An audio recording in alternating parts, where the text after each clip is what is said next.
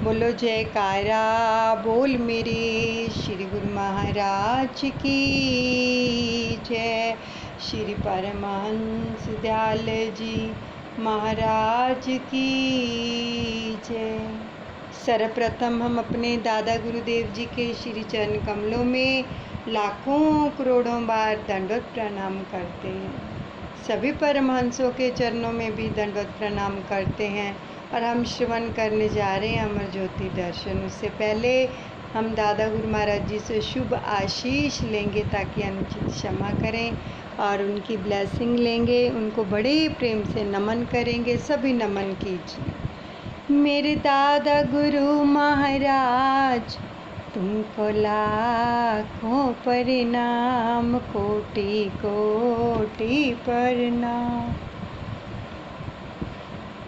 मेरी बिगड़ी बनाने वाले, भव से पार लगाने वाले, मेरे शाहे विलायत तुमको लाखों प्रणाम, कोटि कोटि प्रणाम। अद्वैत का पाठ पढ़ाने वाले तुमको लाखों प्रणाम जी, कोटि कोटि प्रणाम। मेरे हापू बाबा जी तुमको लाखों प्रणाम, कोटि कोटि प्रणाम। सहित देही उड़ जाने वाले तुमको लाखों प्रणाम। मेरे दादा गुरुदेव प्यारे, मेरी अखियों के तारे, मेरे दिल के सहारे, मुझे प्राणों से प्यारे तुम हो मेरे गुजारे, तुमको लाखों प्रणाम, कोटि कोटि प्रणाम। बड़े ही प्रेम से पंचम पातशाह सतगुरुदेव भगवान जी के अब शुभ दर्शन दीदार करते हुए उनके वचनों का रसपान करेंगे कानों से और श्वास श्वास में नाम का सुमिरन चलता रहेगा। आगे का पाठ श्रवण करते हैं। सतगुरु का शब्द ही वास्तविक प्रकाशमान दीपक है। जो शब्द रूपी दीपक को साथ लेकर जीवन व्यतीत करता है वह जगत के माया रूपी अंधकार में कभी भटक नहीं सकता। यानी साथ लेना यानी श्वास श्वास में सुमिरन करना, क्योंकि जो शब्द है वो प्रकाश ही प्रकाश देता है। शब्द का जाप करने से सुरती एकाग्र होती है और शब्द का जाप करने से ही हमें ज्योत रूपी दर्शन होते हैं। उस नूरी ज्योत के दर्शन होते हैं। नाम के अंदर इतना प्रकाश है, तो इसलिए कहा गया है जो भी इस नाम रूपी दीपक को हमेशा साथ लेकर चलते हैं ना, वो कभी भी संसार रूपी माया में अंधकार में कभी नहीं भटक सकते।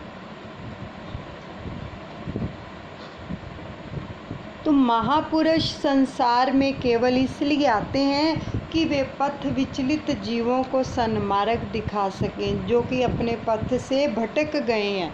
उनको ये नाम रूपी दीपक देकर उनका मार्गदर्शन करते हैं। और उनकी संपूर्ण रचना ही इसलिए होती है कि जीव भक्ति की संपदा प्राप्त कर सके तथा आध्यात्मिक प्रकाश से अपने घट को प्रकाशमान बना ले।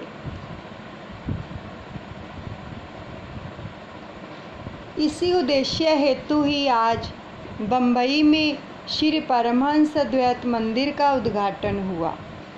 तो दूर एवं सीमावर्ती जिज्ञासु जन यहाँ पहुँचकर महापुरुषों के बनाए हुए साधन श्री आरती पूजा सत्संग सेवा भजन एवं श्री दर्शन से अपने अंतर्मन में भक्ति का जो था प्रकाश भर लें। अब अत्यंत सौभाग्यशाली होती हैं वे आत्माएं जिन्हें सत्पुरुषों की सुसंगति का अवसर मिलता है। कई जन्मों के शुभ संस्कारों से ही जो है कातिप्य जीवों के हृदय में मालिक से मिलने की जो जिज्ञासा है वो उत्पन्न होती है। इसी लगन को पूरा करने के लिए कुदरत की ओर से सत्पुरुषों की संगति अथवा सत्संग का सौभाग्य मिलता है। प्रत्येक जीव को ऐसा सुअवसर प्राप्त नहीं होता है। मनुष्य जन्म का उद्देश्य यही है कि जीव आत्मा जिस सच्चे मालिक से बिछड़ी हुई है तो उससे पुनः जा मिले। और यह बात तभी संभव है जबकि महापुरुषों की बताई हुई शिक्षाओं पर आचरण कर जीवन को आचरण में बनाया जाए। कितने सुंदर वचन है कि महापुरुष जो वचन करते हैं, जो बताते हैं, अगर हम उनके वचनों को ही नहीं पकड़ते तो फिर क्या फ़ायदा। श्री पंचम पातशाह सतगुरुदेव भगवान जी के वचन हैं, अगर कोई हमारे पास भी रहता है लेकिन वो उसका आचरण शुद्ध नहीं है, वो वचनों की पालना नहीं करता, तो उसको कोई लाभ नहीं मिलेगा। पास रहते हुए भी देखो, यानी जो भगवान के पास भी रहते हैं, अगर उनके वचनों को नहीं मानेंगे और आज्ञा पालन नहीं करेंगे तो क्या लाभ प्राप्त करेंगे। इसलिए अगर दूर बैठकर भी जो भी प्रेमी दूर बैठकर भी अपने सतगुरु के वचनों की पालना करता है और नाम शब्द का जाप करता है, उनकी आज्ञा पर चलता है, तो समझो सतगुरु उसके हर पल, हर घड़ी, हर क्षण पास रहते हैं। अतएव गुरुमुख का ये कर्तव्य हो जाता है कि वे अपने जीवन को आचरण में आदर्श में बनाकर दूसरों के लिए आदर्श प्रस्तुत करें, अपने अंदर भक्ति की ज्योति भरे। इसी में ही सत्पुरुषों की प्रसन्नता है और यही सच्ची निधि है जिसे पाकर जीवन सफल बनाना है। श्री दर्शन व वचनामृत का पान कर जिज्ञासु हृदय जो थे वो पुलकित हो उठे। तत्पश्चात गुरु महिमा के भजन गाए गए और प्रसाद भी बांटा गया। श्री मुख से इस आश्रम का शुभ नाम अमरधाम रखा और फरमाया कि यह बम्बई का सेंटर होगा। इसका प्रबंध महात्मा ब्रह्म प्रकाशानंद जी और महात्मा आत्म सुखानंद जी एवं बाई शीतल पूर्णानंद जी को सौंप दिया। अब यहाँ पर समय के अनुसार कृपा फरमाकर श्री सतगुरु दाता दयाल जी से कृतार्थ करते रहे, समय समय पर वहाँ आते रहे। अब सन 2001 में माघी के पावन पर्व पर श्री प्रभु जी श्री प्रयागधाम में विराजमान थे, तो 22 जनवरी को प्रातः सम्मानीय श्री श्री चतुर्पातशाही जी महाराज जी का शुभ अवतरण दिवस की बड़ी धूमधाम से वहाँ मनाया गया।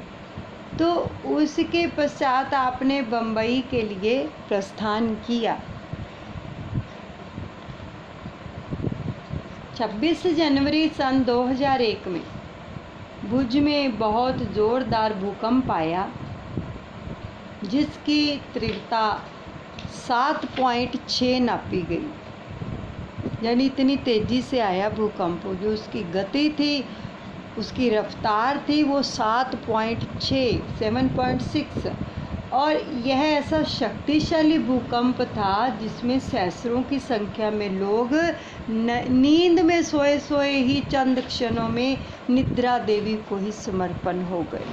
लोग सोए सोए ही बस प्राण पंखेरु उड़ गए, इतनी तेजी से आया। तो बड़ी बड़ी इमारतें ढहकर ढेर हो गई।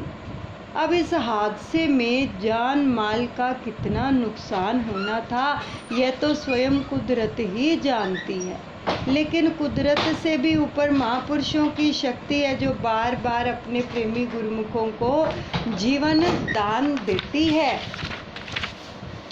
और यहाँ भी कुछ ऐसा ही जो था वो संयोग बना।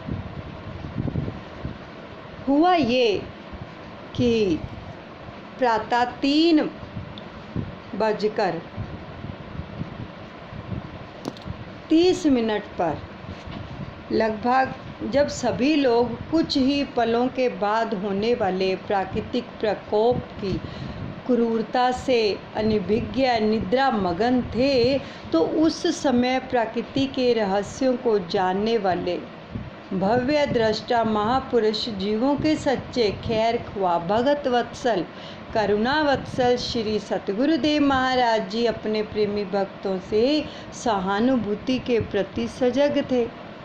आपने कुछ ही पलों में आने वाली प्रलय से होने वाली जनहानि को भांपते हुए इस अनहोनी का बहुत सा भाग अपने सुकोमल तन पर उठा लिया। महापुरुष उठाते हैं अपने कोमल तन पर और जीवों की रक्षा करते हैं अपने प्रेमियों की। तो उस समय महात्मा योग नित्यानंद जी ऊपर कक्ष में सेवा में मौजूद थे। तो महाप्रभु जी ने उन्हें अपनी दाईं बाजू में दर्द निवारक मरहम लगाने का आदेश दिया और साथ में फरमाया कि आश्रम में मौजूद सभी गुरुमुखों को भजन पर बैठने के लिए सचेत करें। तो महात्मा जी ने मरहम लगाई और तुरंत ही नीचे जाकर सभी गुरुमुखों को श्री आज्ञा सुनाते हुए भजन पर बैठ जाने के लिए कहा। सभी गुरुमुख जन आलस्य, प्रमाद एवं निद्रा को छोड़कर भजन अभ्यास पर बैठ गए। तो इस प्रकार आपने अपने कोमल तन पर कष्ट उठाकर सबको भीषण आपदा से बचाया। जन संधारण के प्रति यह आपका असीम एवं अतुलनीय प्रेम था, जिसके वशीभूत होकर उनकी समस्त जिम्मेवारी स्वयं उठा ली और उन पर आँच भी ना आने दी।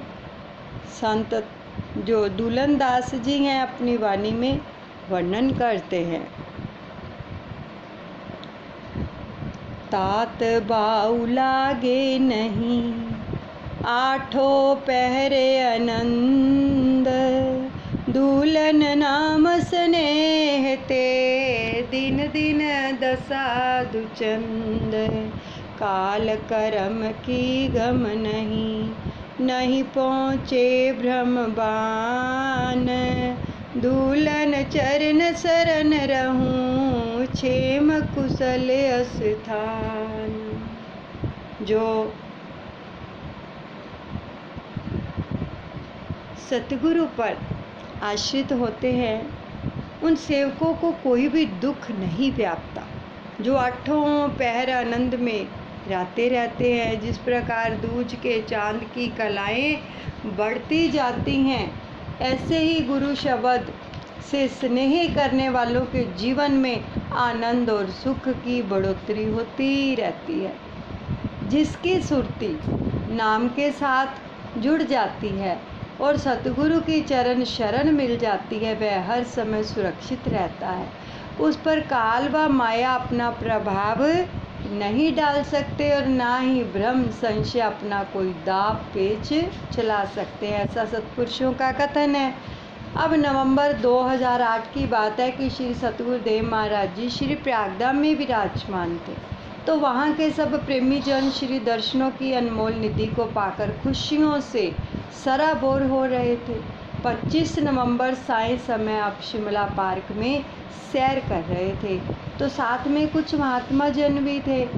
तभी अकस्मात आपने महात्मा जनों को फरमाया, हमने कल प्रातः बम्बई जाना है, रेलगाड़ी की टिकटों का प्रबंध हो सकता है तो अति शीघ्र करो, वरना हम कार द्वारा चले जाएंगे। हमें हर हाल में कल वहाँ पहुँचना है। सेवा में उपस्थित महात्मा जन सोचने लगे कि अचानक ही श्री प्रभु जी की ऐसी विचित्र मौज क्यों उठी। इसमें अवश्य ही इनकी कोई विशेष लीला होगी। तो महापुरुषों के रहस्य को जीव बुद्धि समझ भी कहाँ सकती है। वे तो भूत वर्तमान और भविष्य के ज्ञाता होते हैं, सब कुछ जानते हैं, त्रिकालदर्शी होते हैं। तो श्री आज्ञा शिरोधार्य कर सेवकों ने तुरंत ही जाकर टिकटों का प्रबंध किया और उधर बम्बई आश्रम में श्री प्रभु जी के शुभागमन की सूचना दी। तो अगली सुबह 26 नवंबर को आपने बम्बई के लिए प्रस्थान किया। वहाँ रहने वाले सभी प्रेमी गुरुमुख महाप्रभु जी के अचानक आगमन का समाचार पाकर खुशी से झूम उठे। जैसे शम्मा जलती देख परवाने स्वतः ही दौड़े चले आते हैं, इसी प्रकार प्रेमी जन भी अपने सब काम काज छोड़कर श्री प्रभु जी की झलक पाने को आश्रम पर दौड़े चले आए। तो श्री दर्शनों की दिव्य दात और अमृत तुल्य प्रवचनों की सौगात ने उनके रोम रोम में अनूठी खुशियाँ भर दी। सायंकाल की श्री आरती पूजा के पश्चात लगभग 8 बजे बम्बई शहर के ताज होटल में अचानक भयानक विस्फोट स्थिति उत्पन्न हो गई। अब जिसके साथ कई अन्य स्थानों पर भी संकट की स्थिति जो थी वो बन गई।